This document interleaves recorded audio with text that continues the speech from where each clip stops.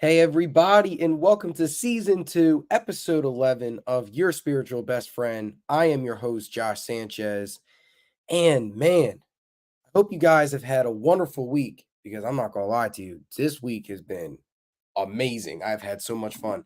But first, I just wanted to give you guys a little bit of a rundown of what we're going to talk about on today's episode, and then we'll get right into it. So, since today is Father's Day, I'm going to share a little bit about my own personal experiences with Father's Day, the ups, the downs, and just some things I've learned, and also just bring out some very important messages that I really feel like people can hear. And, that's the point of this podcast, right? So, we're going to talk about that. We're also going to talk about men's mental health because it is Men's Mental Health Month. So I have some statistics and we're going to talk about some stigmas and some common phrases as to why we might have trouble with being vulnerable and speaking how we feel. And then I'm going to end with our weekly tarot and all that stuff as well.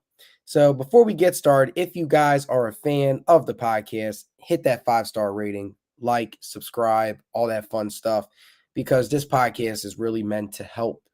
I really want to help the community and give back. This is my version of giving back. And I also have some other things that I have in store that I'm very excited for. But now that we got over our little show summary, now we're going to get into our first topic right away. So I wanted to start this podcast with, since it is Father's Day, I've talked to a bunch of people that, some of them might be going through it. Some of them are enjoying Father's Day. And I just think it's really important, and this goes for Mother's Day too, but, it's just very important that, like finding those qualities that make someone like a great parental figure, whether that's a mom or a dad, right? And for those who do not have a parent or a mother or a father, you might be feeling like all these mixed emotions. Just be patient with yourself. That's something that I want to start off this podcast with, because it's very important that you give yourself the space, the grace, the time to feel what is it that you need to feel, because it can be hard, like especially when it comes to it. It might have been a parent that you were close to, right? It might have been a parent that has caused harm in your life, right? So give yourself the patience and the grace to process the emotions that you need to process. That's something that it took me a long time to realize. But now that I'm older and I've learned to reflect and take that time and give myself that grace, it's really helped me with accepting the things that have happened to me. And if you guys know anyone that is going through it right now, just reach out, regardless if they answer, do not answer, like just let them know, like, hey, like give yourself the time and the space to feel what you need to feel. You're not alone. Like, because again, I know this time of year can be stressful for some. I know for me, this weekend used to be a very tough weekend for me. It was this weekend. And also, I would say around like the holidays, like those time periods throughout the year are usually very intense for me. So, like, just giving myself that time and grace is something that I really had to learn. And that's something that I hope, for my people that are going through it, you guys are giving yourselves that space and time of day as well, because it's very important. We can easily take blame or beat ourselves up for things that have happened to us. So just give us that time, the space, the energy to hit that reset button, let your body feel what it needs to, can really help you during these moments.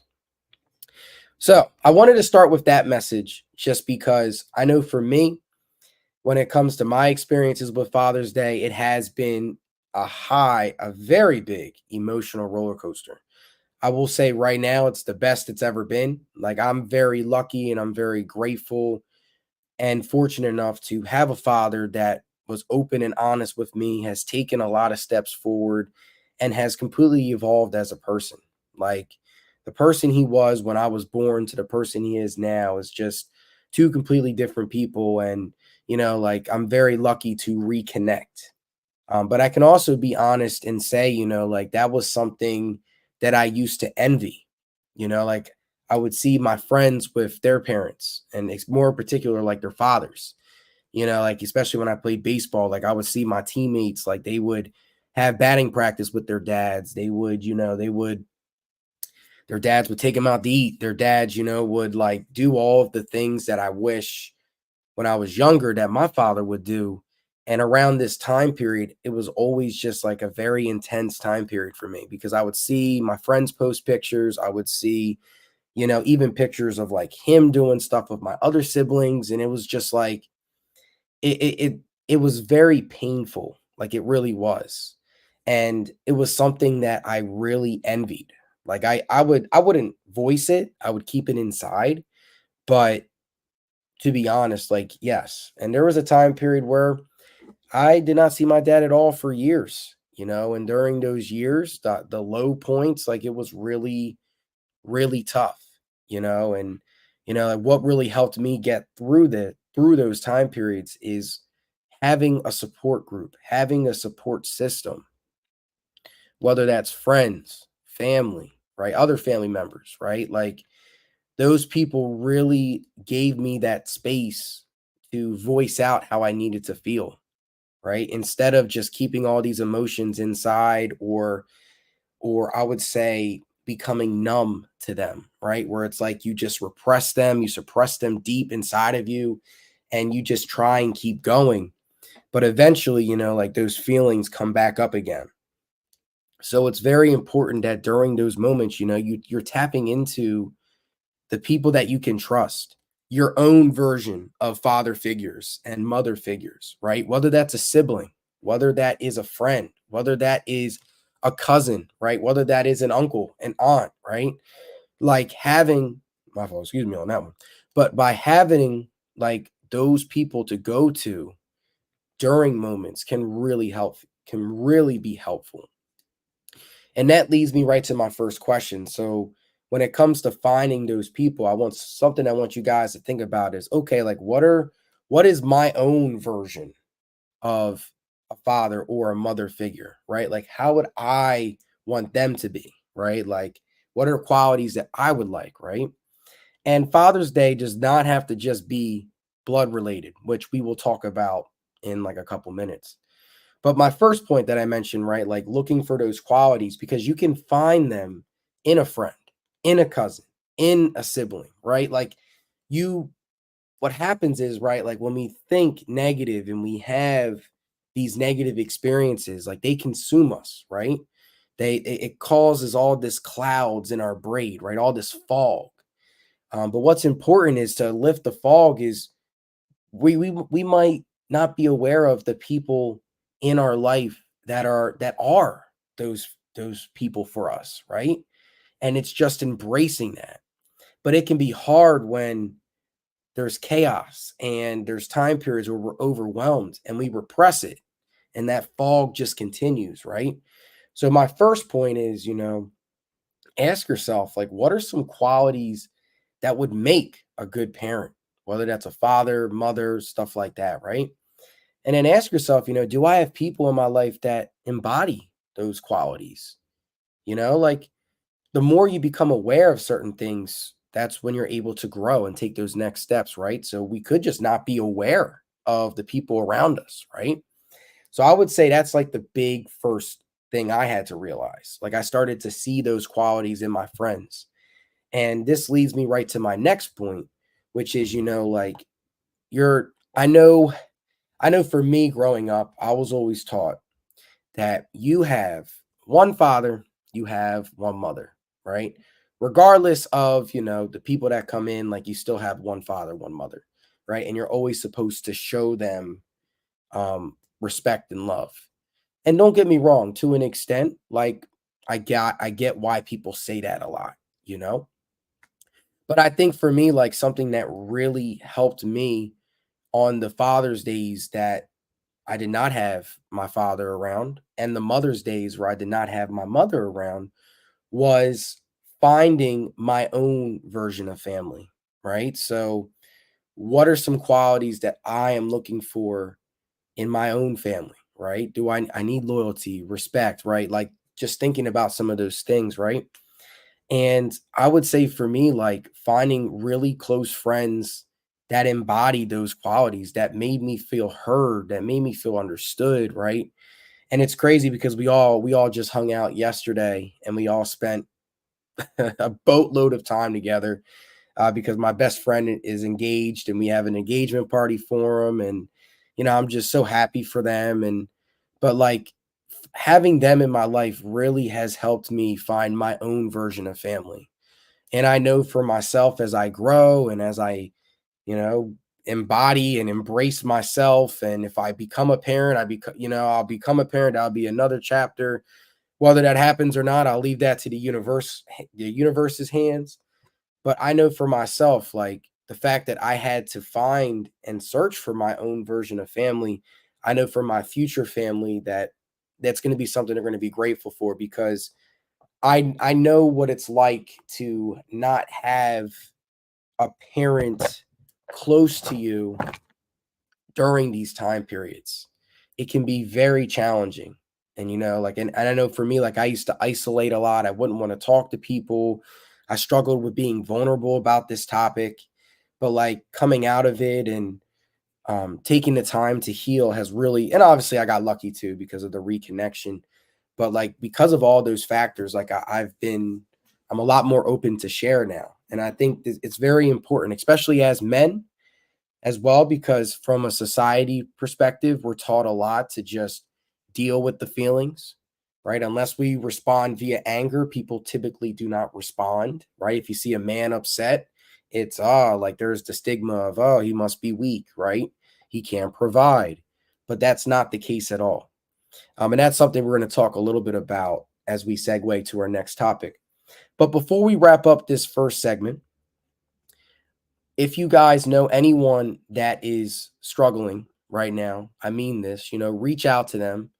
You're going to be okay. Well, and if you're listening to this podcast, like you will get through this, like really just take the time to let your body feel what it needs to feel and tap into those people that are there in your life, because we all have those people, whether it's one person, two people, tap into them because, like they're going to help you get through this. And that's something that I got to give my friends a lot of credit. Some of my friends, we can relate to a lot of stuff, whether that's a parent, a dad, a mom, and that really brought us closer. Like during those moments, instead of isolating, I would reach out to them and we would go out and do stuff. And it really helped me. Right. And I really think that it's important for you guys to find your own version of family too. You do not have to be blood to be considered family, right? There's people that come into your life that are meant to be there, and meant to show you things. And it's so important that you do not lose sight of that, right? Because we can become our own worst enemy. And to wrap up, I will end with this little lesson that I learned, but one of my kids that I run therapy groups, and this is why children are the future. She reminded me of a very important lesson. It's called the tree lesson, right? So bear with me, guys. So picture yourselves, right? We are all trees, right? We have our roots, we have our trunk, we have our branches, right? Leaves, stuff like that. Your roots, notice how the roots are on the ground underneath, right? A tree can get chopped down, a storm can completely wipe out a tree, but as long as the roots are there, the tree will continue to thrive, right? So think of your roots as important people in your life that regardless of if your trunk gets chopped down, a storm comes and wipes out the branches, those people are still there. Your roots are going to be hard to find, but once you find them, sky's the limit. It doesn't matter what happens to your tree. You have those roots to back you, right? You have some people in your life that are in your trunk, right? So they might not be they might not be as intense as the roots, right? But for the most part, they're there. But sometimes all it takes is a chop of the trunk, right? Let's say like you change and you're growing and you start to see like people that have been in your life for so long, start to veer off, right? It's nothing personal. It's you know what? The relationship is changing. You're changing, right? There's going to be other people coming into that trunk, right? Then you have your branches, right? Your branches are the people that are there, right? But all it takes is a storm and all of a sudden the branches break, right? Again, right? So those are branches. They're meant to break, right? But branches regrow, right? You might meet other people like that, right? And the last part of the tree is the leaves or fruit, right? Each season, leaves fall, right? Leaves grow, right? Some people are meant to be that way in your life. They come, they go, and it's important, right, to just go back to those roots. So the whole point of me bringing up this tree relationship visualization slash, like metaphor is because during this time period, some people could be struggling, right, with that, struggling with relationships with a parent, right? Your roots are going to look different than my roots, than your friend's roots, than. So it's really important to know who your roots are and go to them when you need it, because I know this time period can be stressful for a lot of people. So that is the relationship tree analogy that I love to share to people. Let me know how you guys think about it. Let me know if, yeah, one of the kids brought that up to me like last week, and I was like, oh yeah, I've done groups on this, and I can't believe that. Wow, it was just great. It was just so powerful, and that's something that really helped me when I was young and I didn't have the consistent support. Like, it was very intense. But to wrap up this whole first topic before we get into our tarot card reading, I wanted to wrap up with talking about men's mental health, because as you guys know, June is Men's Mental Health Awareness Month. And there is a lot of stigmas involving mental health, more in particular when it comes to men, right? Because when it comes to men, we're taught we got to be masculine, the traditional way of life, right? We have to be masculine. We have to be dominant. We have to be assertive, right? We have to provide. And I think because of all this, over time, what has happened is when it comes to being vulnerable, talking about emotions, right? Accountability, stuff like that, right? Compared to women, men tend to have challenges with it. I can definitely be honest with that one. And some of these statements I'm going to read, I definitely have thought when I was younger, because that's what you do when you're younger, like you got to keep it pushing, right? So here are some statistics that I really want you guys to just think about, sit and meditate on. So according to PriorityGroup.com, and the source is obviously mental health awareness, 1 in 8 men. And one of the things is with these statistics, a lot of men do not even report, right? Because a big stigma is if I even talk about this, I am considered weak or I'm not a man, right? So with these statistics, I think that it doesn't tell the full story, but let me digress. 1 in 8 men report experiencing symptoms of mental health problems compared to 1 in 5 women. So 1 out of 8. So for me, like I do therapy groups, usually have 12 kids. So usually about 1 or 2 of them, right? So that's something right there. Another statistic, 35.2% of men think that they have had a diagnosable mental health condition at some point in their life, which is very understandable, right? Because just like how physically, right, we might have alignments or we might have back problems, right? When it comes to our mind, we have anxiety, we have depression, we might have, we go through moments in our life where there's just so much stuff going on, we're overwhelmed, right? So 35.2%, I think that percentage should be higher, but let me continue. A fifth of men, 19.5%, have been diagnosed with a mental health condition confirmed by professionals. 3/4 of registered suicide deaths in the UK alone were men. The suicide rates actually compared to women for men in the UK, USA, all over the world is actually higher. Because again, it goes back to that stigma, right? Like we don't talk about our problems, we just repress it. We learn how to deal with it and keep going, right? But what happens is if you fail to acknowledge, right, like you are slowly losing yourself, right?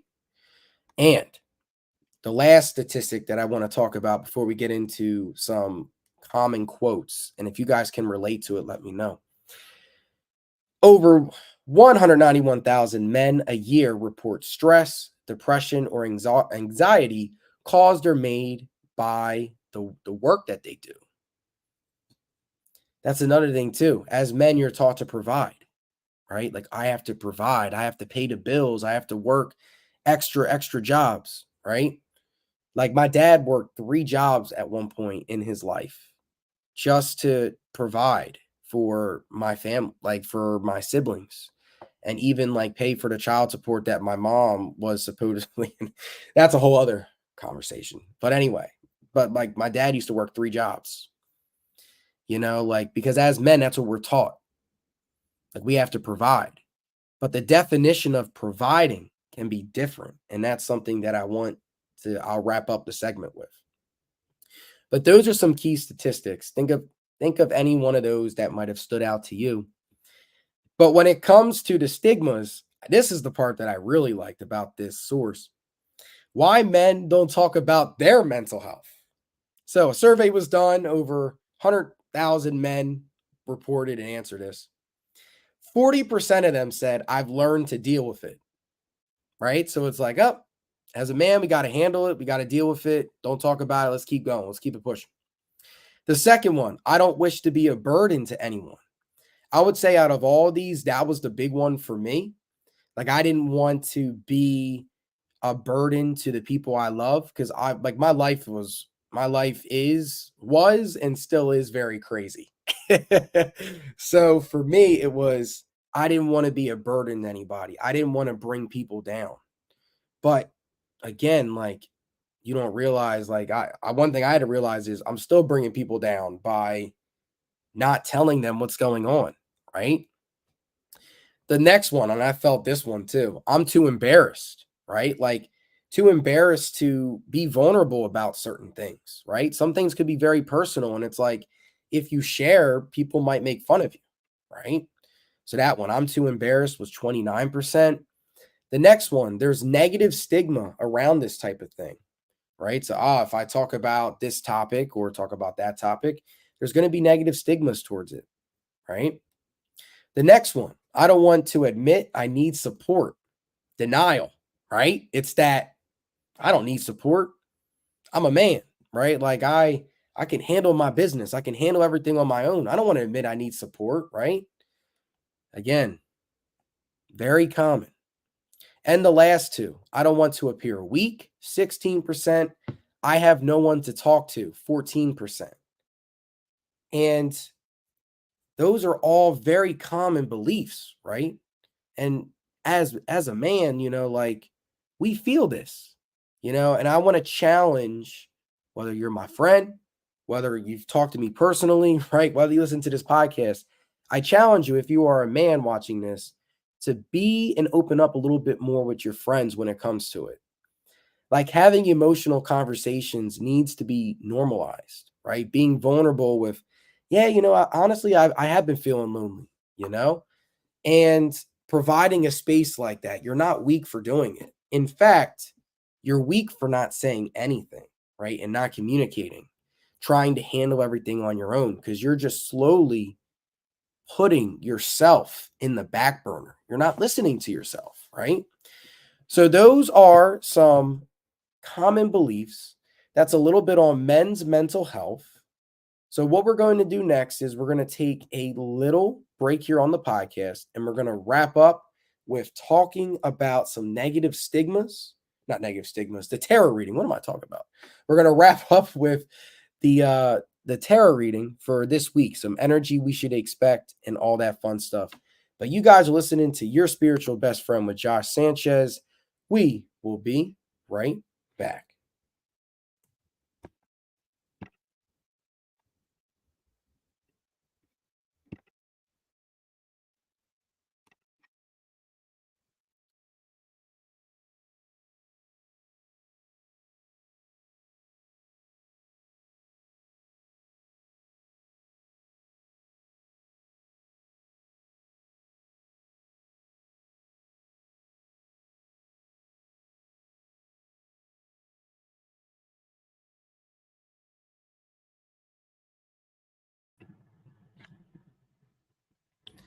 All right, guys, and we are back. So I got my cards ready.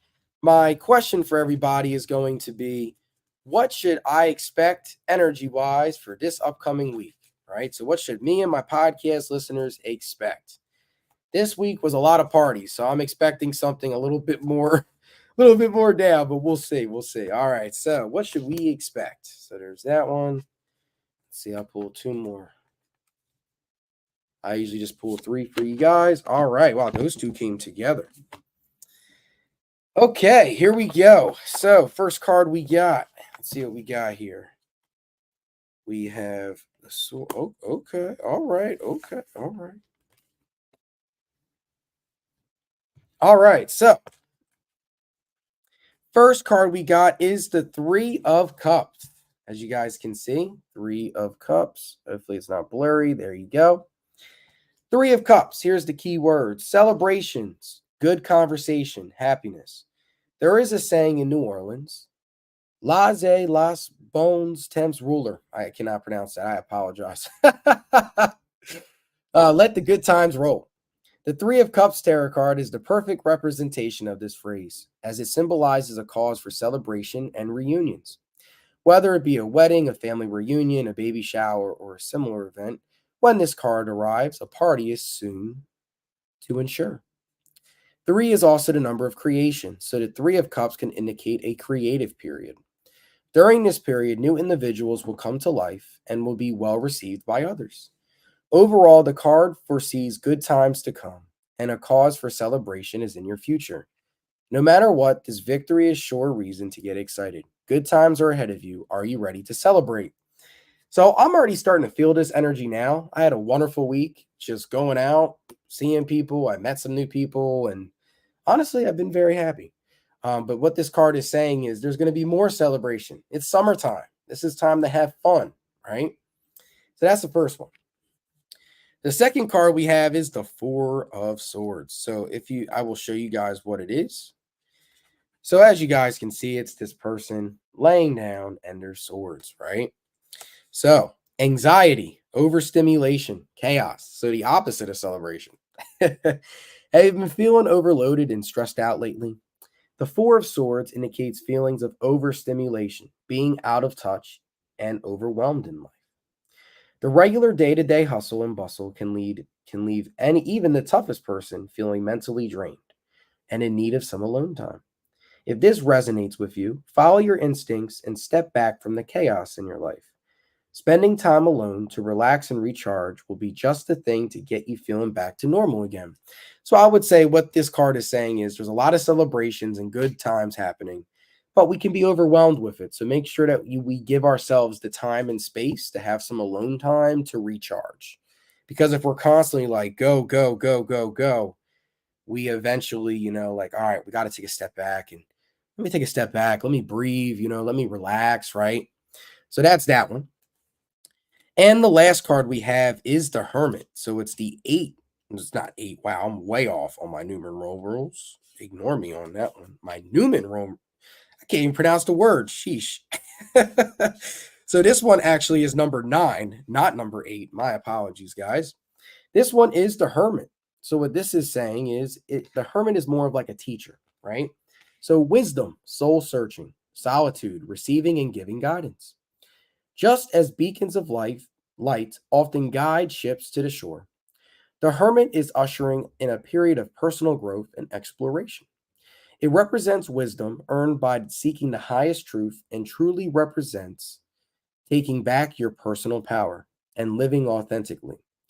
Often looking for answers within requires time alone and few distractions. It requires introspection and concentrating less on the senses. Is this something you are comfortable with? It will require a lot of patience with yourself and letting go. Although this can seem a little scary at first, committing to a personal quest for truth can be one of the most rewarding experiences of your life. So I would say with this one, is that this week is going to be a time period where, yes, there's celebrations, but there's going to be moments where we feel overwhelmed. And we got to take a step back and give ourselves time to reflect. Are these the people I want to be around? Is this my personal truth? Am I more connected with myself? Is this who I am? Right. And the more you tap into that, the more you're going to get connected with yourself and discover your own personal power. Right. So that's our tarot card reading for this week. So expect some good times, but also too, like giving yourselves time to take a step back and recharge, right, is going to be very important. But when it comes to the podcast, I just want to say thank you guys for a wonderful podcast. We talked about Father's Day. We talked about the importance of embracing, if you do have a father, like embracing and enjoying it. And if you don't, like tapping into your own versions of family, right? Remember, you guys are not alone. I have personally had some great Father's Days and I've had some terrible ones, right? So just know that you're not alone and reach out to those support systems, people that are willing to be there to help you through this, right? And let your body feel what it needs to feel, whether that's anger, sadness, right? Embarrassment, regret, right? Give your body the space to feel what it needs to, because again, we do not want to suppress, right? Stuff just builds. So just know that you're not alone. There's people here to help you. And happy Father's Day to all of the fathers out there, not just fathers, but also people that have stepped up and played that father figure, whether that's to a sibling, family members, right? To the step parents out there that are caring and loving. You guys do not get enough credit, right? So happy Father's Day to everybody that is that is playing that father figure role in someone's life. You are valuable and deserve to be appreciated the way that you deserve to be. But I hope you guys enjoy the rest of your Father's Day. You guys stay safe. And this is Josh officially signing off.